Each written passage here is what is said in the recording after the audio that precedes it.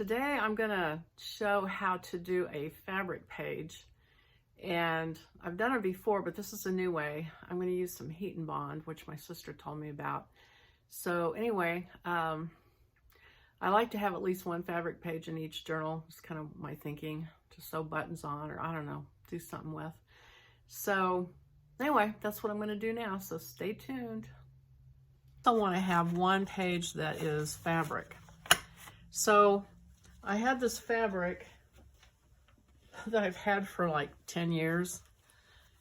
I don't know if you guys do that, but I bought it and I just love this color. I like all these things from the 40s and 50s, like women's little jackets that they wear over their nightgown, and all the little quilted things that they put out, and just everything this color just draws me to it, like in the flea markets and stuff. So I found this fabric, and I don't have anything to do with it, but it's so precious, you know, so I kept it and kept it. Finally, I thought, you know what, I'm going to use a piece of it for a page. So I just cut out a piece of it.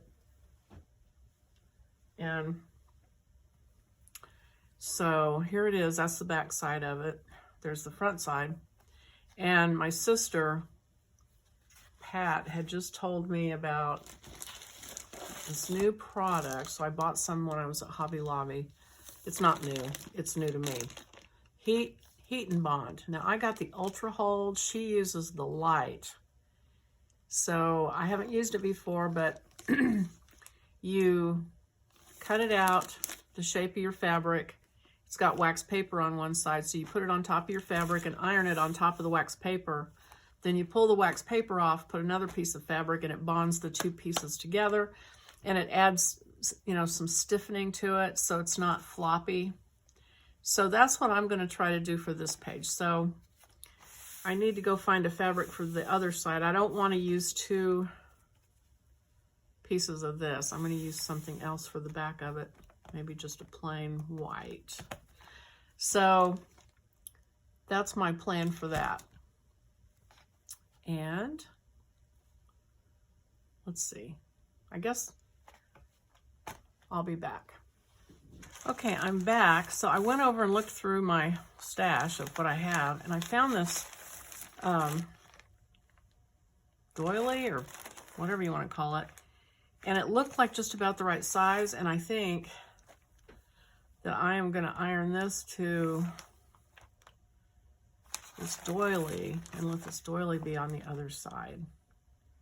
Hopefully I'm not making a terrible mistake, but I traced this on this paper, which, by the way, first I tried to trace it on this side.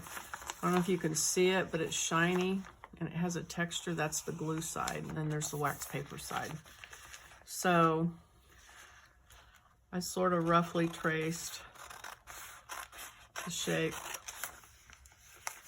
of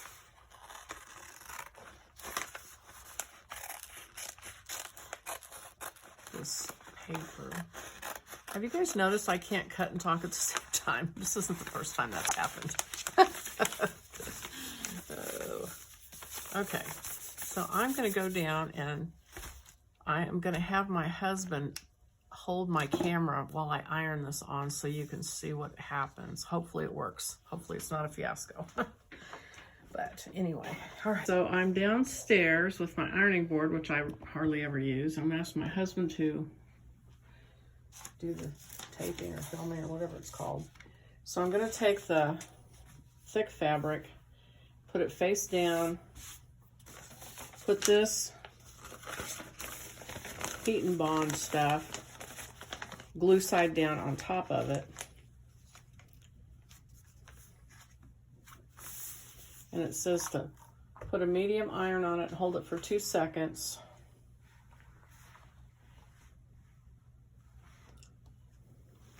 Which I don't follow the rules very well. So I want to make sure it's glued.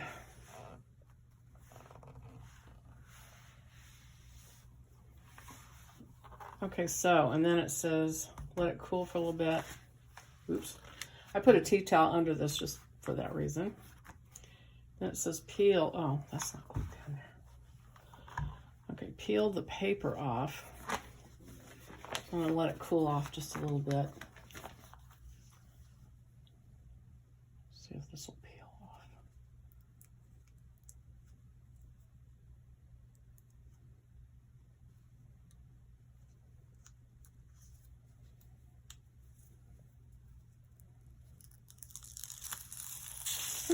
That worked.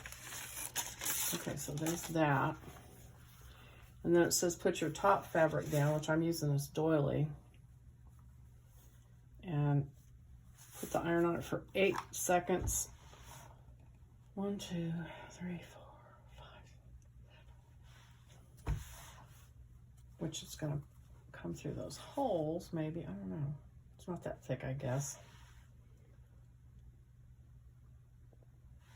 It said 6 seconds if it's light fabric and 2 more seconds if it's heavy. So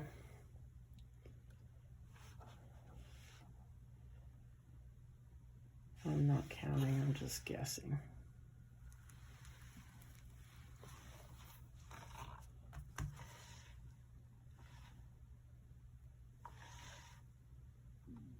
And there are some stains on this, but that's all right. I don't mind that.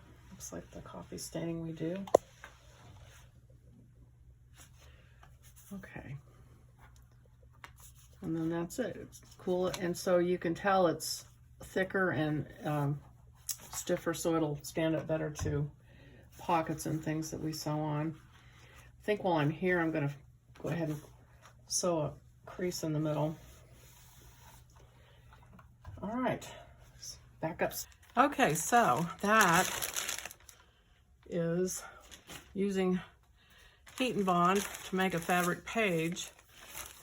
And you know, when all else fails, read the instructions. I read the instructions, and it does say on the back, if you tips, it says do not sew, and if stitching is required, use heat bond light in the purple package. And my sister had asked me when I bought this, she goes, did you get the purple package?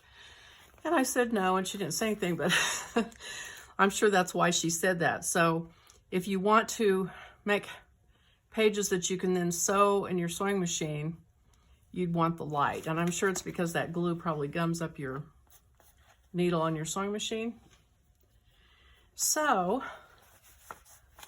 good to know now that I have a whole package of this. Anyway, so that's it for today. We'll go on, or at least this video, we'll go on with something else in the next one. See you soon.